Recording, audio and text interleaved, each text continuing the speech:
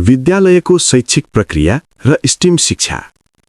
नेपालको वर्तमान पाठ्यक्रम अनुसारका शैक्षिक प्रणालीमा छुट्टा-छुट्टै विषयका छुट्टा-छुट्टै शिक्षकले छुट्टा-छुट्टै क्षमताका विद्यार्थी उत्पादन भइरहे। शिक्षामा वर्ग विभाजन भयो। कमजोर र उच्च वर्गको शैक्षिक प्रणाली भिन्न बन्यो। अब थरीथरीका शिक्षक, थरीथरीका विद्यार्थी र थरीथरीका विद्यालयमा अनेक विषयबाट अनेक रूप खोज्नुभन्दा अनेक विषयबाट एकै रूप खोजेर शैक्षिक रूपान्तरणमा स्टिम शिक्षालाई उपयोग गरिनु आवश्यक छ। विद्यालय तहमा स्टिम शिक्षा लागू गर्नु भनेको विद्यार्थीलाई भविष्यमा विज्ञान र प्रविधि हाक्न सक्ने सक्षम बनाउनु हो। स्टिम शिक्षाले विद्यार्थीलाई एकलपथीय विषय पढाएर अल्मल्याउने शिक्षक र अल्मलिने विद्यार्थी भन्दा सिकाइमा सक्रिय सहभागी भइरहने विद्यार्थी र एकीकृत ज्ञानको सहजीकरण गरिरहने शिक्षकको अपेक्षा गरेको छ। जीवन पर्यन्त सिकाइमा शिक्षकको भूमिका जीवन्त ज्ञानको व्यावहारिक परामर्शदाता र भविष्यको मार्गदर्शकको रूपमा हुनुपर्छ। एकलपथीय बृहत सैद्धान्तिक विषयवस्तुलाई व्याख्यात्मक रूपबाट अझ कठोर बनाएर विद्यार्थीलाई सिकाइमा दुविधा उत्पन्न गर्ने र परीक्षाको छडी देखाएर झनै अव्यावहारिक बनाउने शैक्षिक कार्य अब हुनुहुँदैन। सिकाइलाई वैज्ञानिक, ज्ञानलाई व्यावहारिक र प्रविधिलाई उन्नत बनाई निरन्तर सिपको विकास गर्ने स्टिम शिक्षा आजको आवश्यकता हो। उक्त आवश्यकतालाई शिक्षा नीति, कार्यक्रम तथा योजनामा समावेश गरी गुणस्तरीय शिक्षाको लागि सबै पक्ष जिम्मेवार हुनुपर्छ। विज्ञान, प्रविधि, अवधारणा, कला र गणितको संयोजन गरी हुने नवीन सिकाइ विधि वा पद्धतिको संक्षिप्त रूप स्टिम, अर्थात् science, technology, engineering, arts humanities, math, STEAM. यसलाई शिक्षण सिकाइको नवीनतम विधिको रूपमा संसारका विकसित मुलुकहरूले दशकौंदेखि प्रयोग गरिरहेका छन्। यो पद्धतिमा पढाइलाई खेल जस्तै रमाइलो बनाउने र किताबको ज्ञानलाई हातले बनाएर सिक्ने तरिकाको खोजी गर्ने गरिन्छ। स्टिम विधिले विज्ञान, प्रविधि, इन्जिनियरिङ, कला र गणितका विषयगत क्षेत्रलाई एकैसाथ जोडेर वास्तविक जीवनका समस्या समाधान गर्न सिकाउँछ। परम्परागत तरिका अनुसार शिक्षकले कालो पाटीमा विषयगत सिद्धान्त तथा सूत्र लेखिदिन्छन्, विद्यार्थी रट्छन्, परीक्षामा लेख्छन् र बिर्सिन्छन्। परम्परागत शिक्षणका यही कमजोरीलाई हटाउन स्टिम प्रक्रियाले रचनात्मक सिकाइलाई सृजनशील व्यवहारमा परिवर्तन गरी स्मरणलाई जीवन्त बनाउँछ भन्ने मान्यता छ।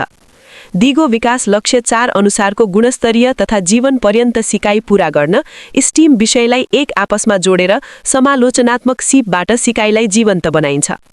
आजको एआई प्रविधिले वृहत ज्ञानको पहुँचलाई सहज बनाएकोले शिक्षकले कुनै एक विषयको मात्र शिक्षक भइरहनुपर्ने परम्परागत प्रणालीलाई परिवर्तन गरिदिएको छ। यसलाई स्टिम प्रक्रियाले सहज पारिदियो। शिक्षालाई प्रविधिसँग र प्रविधिलाई विज्ञानसँग अनि विज्ञानलाई जीवन र जगतसँग जोड्ने व्यावहारिक उपाय नै स्टिम शिक्षा हो। पाठ्यपुस्तकको सीमित र साँगुरो भानको आधारमा लिइने कठोर र स्तरीकृत परीक्षाले विद्यार्थीलाई जान्ने र नजान्ने भनी प्रमाणीकरण गर्नुलाई शैक्षिक सफलता मान्न सकिँदैन। आजको प्रविधिको तीव्र विकासले विषयगत ज्ञानमा जान्ने र नजान्नेको परिभाषा बदलिएको छ। विद्यार्थीको भूमिका र शिक्षकको कार्यमा रूपान्तरणको प्रतिस्पर्धा छ। विषयगत शिक्षकलाई स्टिम शिक्षकमा रूपान्तरण गर्दा सबैभन्दा ठूलो चुनौती छ। म निर्धारित कुनै विषयको शिक्षक हुँ, मलाई गणित, विज्ञान, साहित्य वा कला वा यस्तै कुनै विषय पढाउन सक्दिन भन्ने मानसिकता हुनु हुँदैन। शिक्षकले कक्षामा पुस्तक पढाउने होइन, सहजीकरण गर्ने हो। शिक्षण कार्य सहक्रियाकलापमा आधारित हुनुपर्छ। जब विज्ञान शिक्षकले प्रकाश पढाउँछन् तब कला शिक्षकले रङ र छायाको कुरा सिकाउँछन्। गणित शिक्षकले त्रिकोण पढाउँदा इन्जिनियरिङ कला शिक्षकले पुलको डिजाइन सिकाउँछन् भने भाषा शिक्षकले त्यसको व्यावहारिक प्रयोग बुझाउँछन्। भाषा विषयलाई स्टिममा जोड्दा विद्यार्थीले भाषा भनेको व्याकरण र विधा मात्र होइन, यो त इन्जिनियरले पुलको डिजाइन बुझाउने र वैज्ञानिकले आविष्कार सुनाउने मुख्य औजार हो भन्ने कुरा बुझ्छन्। नवीनतम प्रविधिले स्टिम शिक्षालाई सहज, प्रभावकारी र व्यावहारिक बनाउने औजारको काम गर्छ। भर्चुअल किताबको पानामा सौर्यमण्डल वा मानव शरीरको चित्र हेर्नु र भर्चुअल रियालिटीको चस्मा लगाएर अन्तरिक्षमै पुगेको अनुभव गर्नुले विज्ञान र कलाको सिकाइलाई जीवन्त बनाउँछ। विद्यार्थीले कम्प्युटरमा डिजाइन गरेको वस्तुलाई 3D प्रिन्टरले केही मिनेटमै हातमा लिन मिल्ने गरी बनाइदिन्छ। यो इन्जिनियरिङ र प्रविधिको प्रत्यक्ष प्रयोग हो। आजको नवीनतम प्रविधि हिजोको स्टिम शिक्षाको नतिजा हो र स्टिम शिक्षाले नै भोलिको प्रविधि बनाउने जनशक्ति उत्पादन गर्छ। विषयगत स्तरीकृत ज्ञान र सिपमा नै विज्ञान छ। समाजका समग्र विषयहरू विज्ञान हुन्। विज्ञानले विषयगत दक्षतालाई स्टिम प्रक्रियामा एकीकृत गर्छ, एकीकृत ज्ञानले नै समग्रतामा बुझ्न सिकाउँछ र वैज्ञानिक सोच र समालोचनात्मक चिन्तनको विकास गर्छ।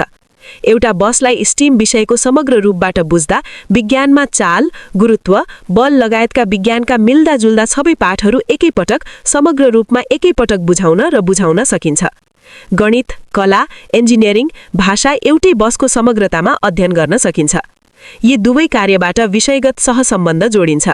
विद्यार्थीलाई एउटै अवधारणाबाट सबै विषय बुझाइने हुँदा सिकाइ जीवन पर्यन्त हुन्छ। हाम्रो वर्तमान परम्परागत शिक्षा प्रणालीले प्रत्येक विषयका प्रत्येक विषयवस्तुलाई खण्ड गरेर छोडिदियो। शिक्षकले पढाउने क्रममा ती खण्डीकृत र विभाजित ज्ञानलाई पनि शिक्षक र विद्यार्थी दुवैले समग्रतामा जोड्न नसक्दा गुणस्तरीय शिक्षाको अपेक्षा पूरा भएन। नेपालमा स्टिम शिक्षाको अवस्था। नेपाल सरकारले प्रत्यक्ष रूपमा स्टिम शब्द प्रयोग नगरे पनि विभिन्न नीतिगत प्रक्रिया मार्फत समावेश भएको पाइन्छ। राष्ट्रिय पाठ्यक्रम प्रारूप 2076ले कक्षा 1 देखि 3 मा पूर्ण एकीकृत पाठ्यक्रम र माथिल्लो तहमा अन्तर्विषयगत सम्बन्धलाई जोड दिएको छ। विद्यालय तहका पाठ्यक्रम सक्षमतामा आधारित भएकाले स्टिम शिक्षाको सैद्धान्तिक पक्षलाई व्यावहारिक रूप दिने प्रयास गरिएको छ।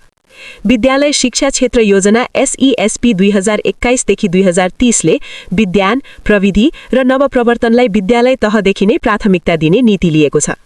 यसले ICT पूर्वाधारको विकास, विषयगत प्रयोगशालाको स्थापना र परियोजनामा आधारित र व्यावहारिक सिकाइलाई बढाउने जस्ता कार्यमा जोड दिएको छ। विज्ञान, प्रविधि तथा नवप्रवर्तन नीति 2076ले विद्यालय तहमा प्रतिभा पहिचान र वैज्ञानिक संस्कारको विकास गर्न औपचारिक कार्यक्रमहरू, विज्ञान मेला, रोबोटिक्स प्रतिस्पर्धालाई प्रोत्साहन गर्ने उल्लेख गरेको छ। राष्ट्रिय शिक्षा नीति 2076ले प्रविधि मैत्री, सिपमूलक र वैज्ञानिक शिक्षाको परिकल्पना गरेको छ। सबै तहको शिक्षामा विज्ञान, प्रविधि, इन्जिनियरिङ र गणित शिक्षालाई पाठ्यक्रमको अभिन्न अङ्ग बनाइने उल्लेख गरिएको छ। शब्दमा स्टिम नभने पनि सारमा विद्यालय शिक्षालाई स्टिम पद्धतिमा रूपान्तरण गर्न नीतिगत आधार बन्न सक्ने देखिन्छ। नेपालमा छुट्टै स्टिम विषयको व्यवस्था नभए पनि पाठ्यक्रम प्रारूप 2076 अनुसारको कक्षा 1 देखि 3 को एकीकृत पाठ्यक्रम, कक्षा 4 देखि 12 को परियोजनामा आधारित तथा गतिविधि केन्द्रित एकलपथीय सक्षमतामा आधारित पाठ्यक्रमलाई शिक्षकले चाहेमा सहजै स्टिम शैलीमा अन्तर्विषय रूपान्तरण हुन सक्ने संरचना छ। अन्तर्विषयगत सिकाइ अन्तर्गत एउटै परियोजना कार्यमा विज्ञान, गणित, कला, प्रविधि सबै विषयहरू मिसिन्छन्। स्टिममा पढाइभन्दा प्रयोग गर्ने, परीक्षण गर्ने र निचोड निकाल्ने जस्ता व्यावहारिक ज्ञानमा विशेष जोड दिइन्छ। कुनै पनि विषयगत पाठ्यवस्तु एकलपथीय हुन नसक्ने भएकाले पाठ्यक्रमका विषयहरू स्टिमसँग जोडिन्छन्। विद्यालय शिक्षा क्षेत्र योजना 2022 देखि 2032ले नेपालमा स्टिम शिक्षाको लागि नीतिगत आधार तयार गर्न खोजिएको देखिन्छ। तर हालसम्मको कार्यान्वयन हेर्दा यो सुस्त गतिमा अघि बढेको छ। नीति र कागजमा नेपाल विश्वकै उत्कृष्ट स्टिम बेस जस्तो देखिन्छ, तर कक्षा कोठामा अझै 90% विद्यार्थी घोकन्ते विद्या र रटन्ती सिकाइमै छन्। हालका विश्वविद्यालयका पाठ्यक्रमहरूले समेत वर्तमान शैक्षिक रूपान्तरणको अवस्थालाई सम्बोधन गर्न सक्ने क्षमता राख्दैनन्। उल्टै परीक्षाका अनेक रूपबाट प्राप्त हुने स्तरीकृत अङ्कमा शिक्षालाई जोडियो। परीक्षामा पढेर होस् वा अनियमित तवरले जसरी पनि प्रमाणपत्र प्राप्त गर्नु नै शैक्षिक सफलता बन्यो। तर सफलतामा स्टिम खोजिएन। युरोप, अमेरिका, फिनल्यान्ड, सिङ्गापुर, दक्षिण कोरिया आदि देशमा परियोजना तथा समस्यामा आधारित सिकाइ अन्तर्गत पाठ पढ भन्दा यो समस्या समाधान गर भन्नेबाट कक्षा सुरु हुन्छ। सक्रिय सिकाइ पद्धति अनुसार विद्यार्थीले अनुसन्धान गर्छन्, योजना बनाउँछन्, मोडेल वा प्रोटोटाइप बनाउँछन्, परीक्षण गर्छन् र सुधार गर्छन्। स्टिम विधिले विज्ञानको शिक्षण प्रणालीलाई परियोजना कार्यमा जोडेको देखिन्छ। यसले वैज्ञानिक सोचको विकास गर्न र वैज्ञानिक पद्धति प्रयोग गर्न सिकाउँछ। जोसँग ज्ञान छ, जोसँग सिप छ, त्यसैले नेतृत्व गर्न पाउँछ र जसको ज्ञान र सिप समस्या समाधान केन्द्रित छ, त्यसैले नेतृत्व निरन्तर गर्न पाउँछ भन्ने मान्यता स्टिममा छ। नेपालमा पाठ्यक्रम केन्द्रित, रटन्ते शिक्षा र परीक्षा केन्द्रित मूल्याङ्कन पद्धतिलाई बदल्नुपर्छ। स्टिम शिक्षाको लागि पाठ्यक्रममा विषयगत भन्दा परियोजनागत एकीकरण गरिनुपर्छ। विद्यार्थीलाई विज्ञान विषयमा बल र चाल र गणित विषयमा त्रिकोण छुट्टा छुट्टै पढाउनु भन्दा काठको मजबुत पुल निर्माण भन्ने परियोजना दिने। यसमा इन्जिनियरिङ, पुलको डिजाइन, गणित, नाप र कोण, विज्ञान, भार वहन क्षमता र कला सबै समेटिन्छ। स्टिम शिक्षाको आधारभूत प्रक्रियाको लागि राष्ट्रिय पाठ्यक्रम प्रारूप 2076ले एकीकृत र व्यावहारिक शिक्षालाई आत्मसात गरे पनि कार्यान्वयनमा प्रशस्तै चुनौतीहरू छन्। नेपालमा स्टिम शिक्षाको व्यवहारिकता। स्टिम शिक्षाले विद्यार्थीलाई प्रश्न गर्न र वास्तविक जीवनका समस्याहरूलाई विज्ञान, गणित र इन्जिनियरिङ प्रयोग गरेर समस्या समाधान गर्ने समालोचनात्मक सीप सिकाउँछ। यस प्रक्रियाले विद्यार्थीलाई भविष्यका चुनौती सामना गर्न सक्षम बनाउँछ।